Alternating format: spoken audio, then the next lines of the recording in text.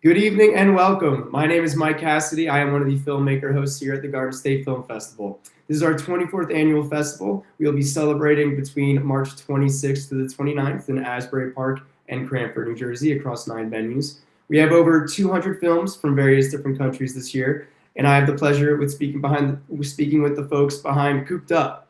David Schoner, the producer, and Daniel Boulos, the director. Thanks for joining me tonight, guys. Thank you, Mike. Thanks for having us. Of course. We're very lucky to have you guys. If you wanted to, I'd say we dive right in. Tell us a little bit about Cooped Up. I'll let Danny? go and take that. Awesome. So, Cooped Up came out of the catalyst of I inherited a family farm in North Carolina, and I actually grew up on the farm when I was a teenager. I was 14, 15, 16, and my uncle wound up passing 2 years ago, and the farm really fell into complete disarray. He was older, could not take care of the farm, and it became a big issue.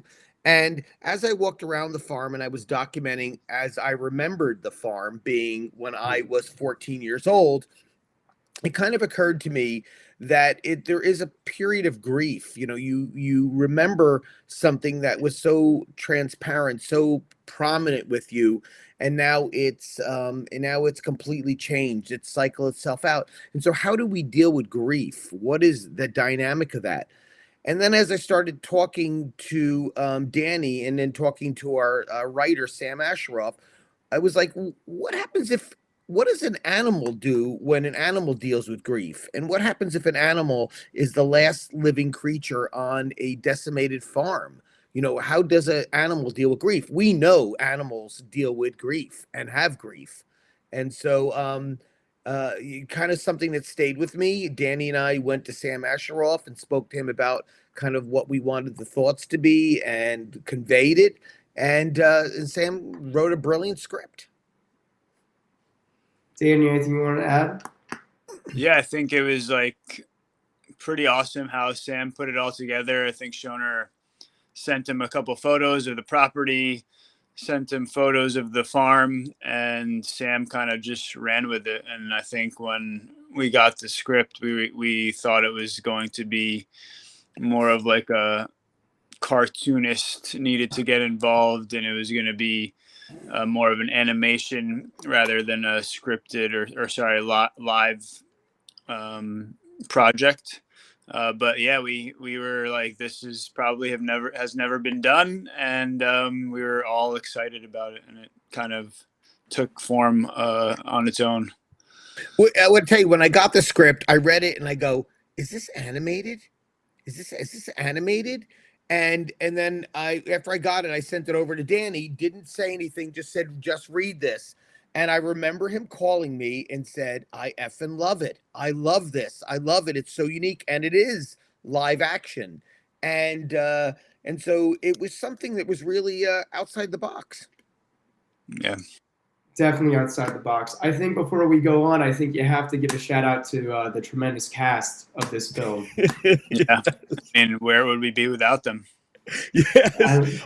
Our number one on the call sheet is a Buff Orpington rooster, and he had a stand-in, and so we had a number one and a number two. You always have to have a number two, and even the hens in the movie, there was a number two and a number three, if we want to say that. And we had an amazing person. I think Danny will talk about Helena, who really was our chicken whisperer. She just did an amazing job. Her and I talked about roosters and hens, and I've raised that chickens. And so, Dan, you should talk about Helena and what she did with them. Yeah, Helena was, exactly what the project called for, and without her, it would have not been possible.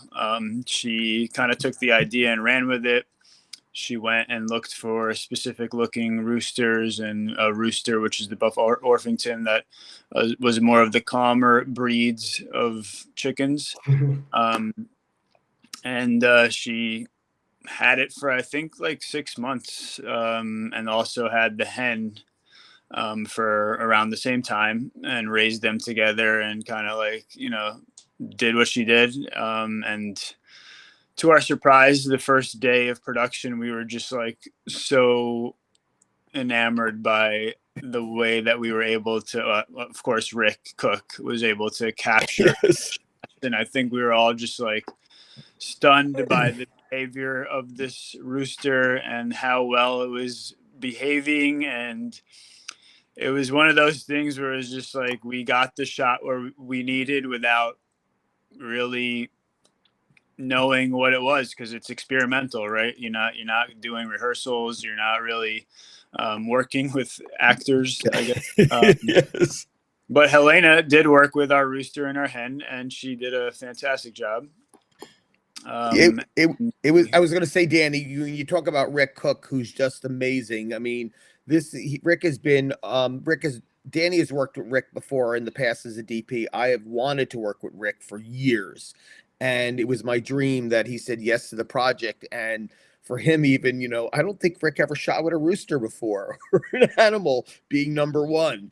And when you look at some of the images, you're almost going to swear it's AI. There's a couple scenes where you're going to like, is that AI or is that real? And that is real.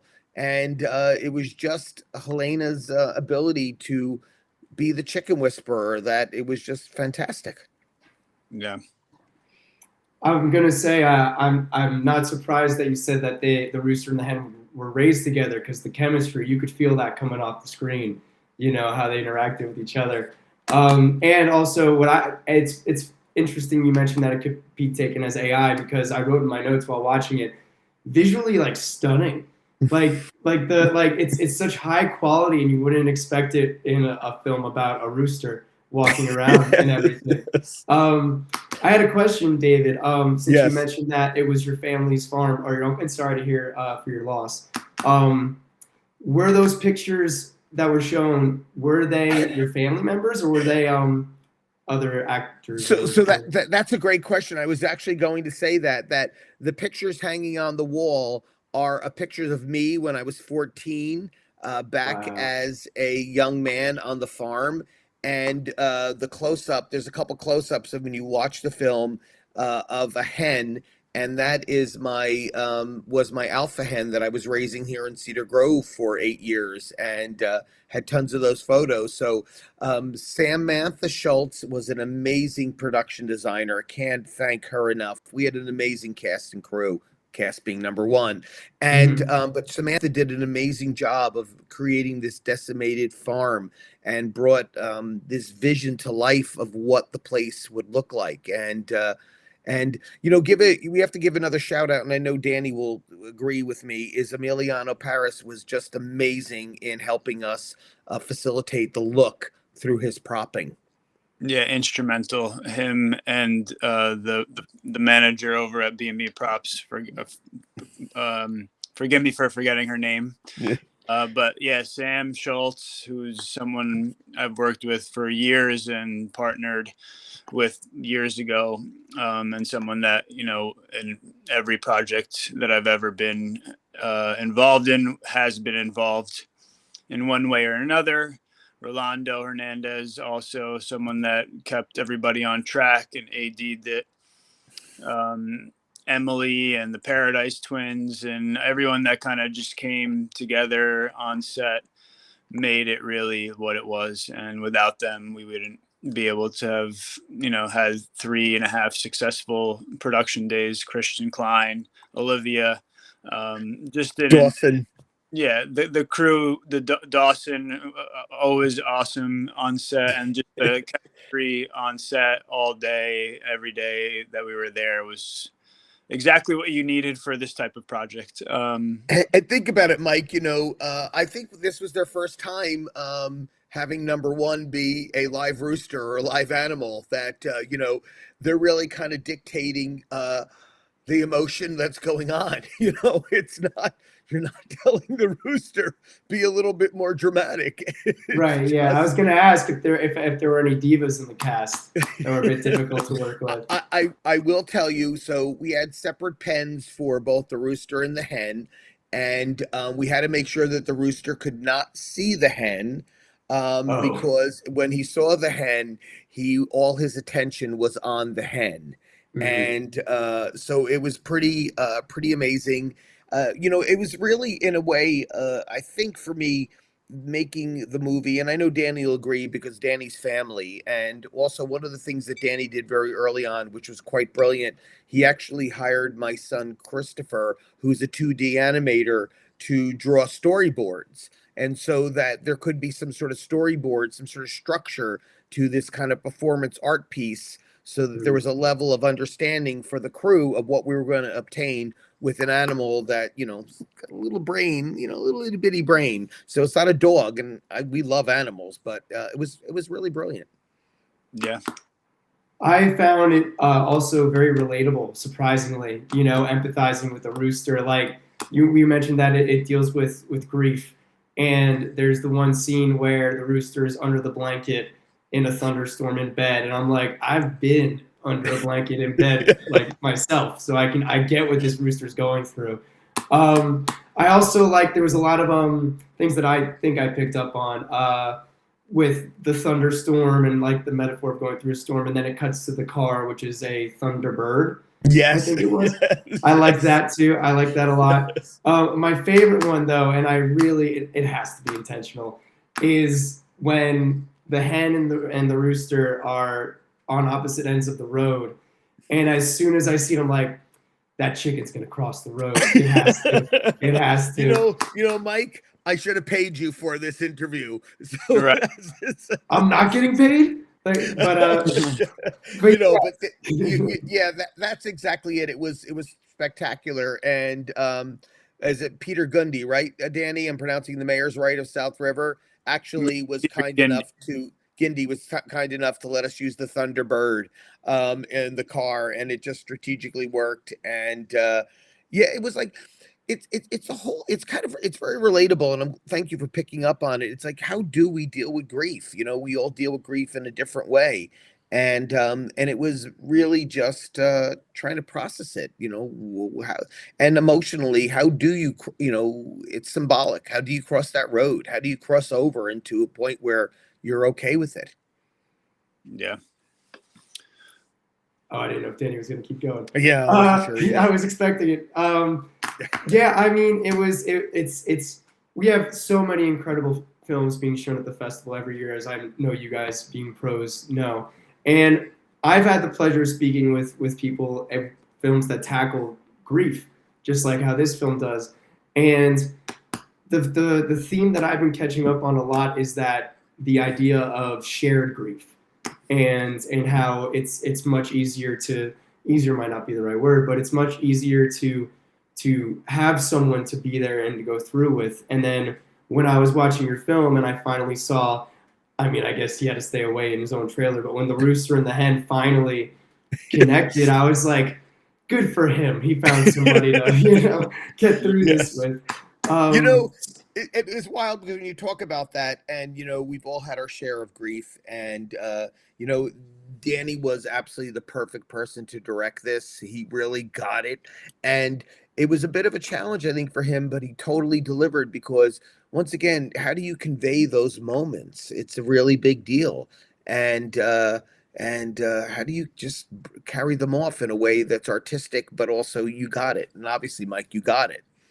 Yeah, that's pretty awesome that you because that was one of the shots that we were just like, it was not easy to coordinate having the across the street and keeping the hen on the other side. It was if we showed you some of the behind the scenes footage of that specific I would love to see those shot. You wouldn't even believe what we had to do, and shout out again to the entire crew, especially Alex and then also our post guy Hunter, who's special, and once Rick, Christian, Dawson, Olivia, and Hunter are together, it's going to be a masterpiece, whether it's me directing or not. But I mean, we had a great team, but the fact that you were able to pick up on the rooster crossing the street was something that we were all kind of like, did we get it? Did we not? It made me so happy. And like, if you don't mind discussing the last shot, is sure. I'm remembering correctly, it cuts right before he gets the whole way. And I was like, did he get there? Like, you know, and I think for sure everybody that gets to watch this film at the festival will be asking the same questions. Like, I don't know. I think he made it. Like, I hope he did. Yeah, But and so just a couple interesting notes before we go. Sorry. So we no, shot it at Natterar, which is in Somerset County, which is fantastic. The Somerset County park system was amazing.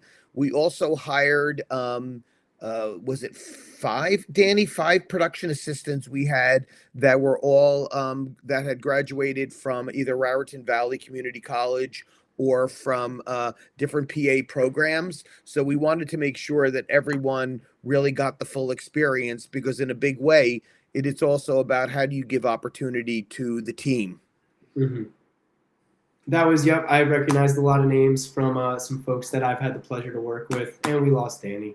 It's okay. Pleasure to work with at the festival, and it's very, and he's back. It's very like it's a homegrown film, and I think that's incredible and now we get to see it at the Garden State Film Festival. So I'm very excited for everybody to get a look, and the props that you guys deserve for working with such difficult actors and actresses that you've been mentioning. But we are unfortunately coming to the end of our time.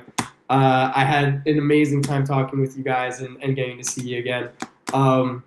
Our question that we like to ask is if you will be able to attend the festival, and I know you kind of don't have a choice, but let's act like you make it like Diane's going to torture us. I mean, yes. We will definitely be there. Sorry. We are hoping the entire crew can be there too. Everyone that's listed in the credits, we have done it with. Yeah, we'll be there. Yeah. Perfect. Should be all right, exciting. well, we can't wait. And I can't, once again, I'm glad that I picked up on the subtle chicken crossing the road stuff and everything. I think if people don't in the audience, I can explain it to them after the show.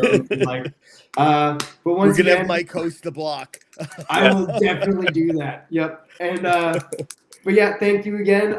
Once again, for everybody watching, that is Cooped Up. It is being shown March 29th. It's a Sunday in block TA16 from 3 p.m. to 4:45 p.m. David, Danny, always a pleasure. I can't wait to see you guys in March. Mike, Thank you. Awesome. You got it. Always good to see you, man. Have a good one. Always good to see you. All right, guys. Have a good night. See you soon. Bye-bye.